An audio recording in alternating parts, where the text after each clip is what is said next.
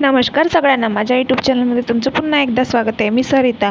चला, देव सगळ्या तुमच्या इच्छा पूर्ण करो। आता मी चाय ब्रेड खाऊन घेते, कारण की सकाळचा नाश्ता मी करत नाही, डायरेक्ट 10 वाजता जेवणच करते। आणि नाश्ता केला तर एक टाईम नाश्ता करायचा आणि मग जेवण करायचं, याच्यामध्येच पोट खराब होतं आणि त्याच्यामध्येच तब्येत बिघडतं। असं माझ्यासोबत खूपदा झालं आहे, म्हणून मी एक टाईम ब्रेड खाऊन घेते सकाळी आणि त्याच्यानंतर मग चाय पिल्याच्यानंतर मग आपले कामं करायला सुरुवात करते। आता तारेवरची कसरत सुरू झाली आहे, इकडे बाळाला बघणे आणि तिकडे आपले कामं करणे, हेच चालू झालं आहे आता लाईफमध्ये। आता सकाळचा स्वयंपाक करून देणे। रात्री लाईट नव्हती तर खूप वेळ म्हणजे रात्रभर बाळानं झोपूच नाही दिलं, रात्रभर म्हणजे 4 वाजेपर्यंत। त्याच्यानंतर लाईटच गेली। आता थोडासा पाणी येते आणि लाईटच जाते, थोडीशी हवा चालू झाली की लाईट बंद झाली, असं चालू असते आता पावसाळ्याभर। आणि खरंच असते सगळीकडे तोच प्रॉब्लेम आहे आता पावसाळ्यामध्ये, तो लाईटचा प्रॉब्लेम असला की झोप होणं आणि लाईटशिवाय आपण काही राहू शकत नाही। म्हणून तेच माझ्यासोबत आता होत चाललं आहे आणि तेच आताच 1 ते 2 वर्ष तेच राहणार। म्हणून म्हटलं आपले आता कामं सकाळचे बाळ झोपल्याच्या नंतर पूर्ण कामं झालेच पाहिजे, म्हणून पटकन आपले पटपट कामं केली पाहिजे आणि पटकन आराम करायला तयार राहिलं पाहिजे। कारण की बाळ जसं रडलं तसं त्याच्याकडे धावत जावं लागतं आणि त्यालाच घेऊन बसावं लागतं।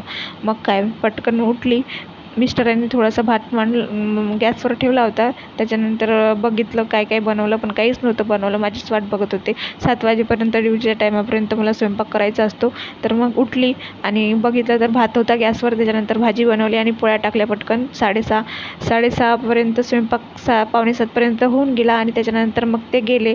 त्याच्यानंतर चाय ब्रेड झाला आणि चाय ब्रेडच्या नंतर मग इकडे बघितलं गॅस, आपलं स्वयंपाक झाल्याच्या नंतर गॅस पुसलीच पाहिजे, त्याच्यानंतर गॅस पुसून टाकली आणि अशी बघा गॅस क्लीन करून टाकली आणि आतमध्ये गेली।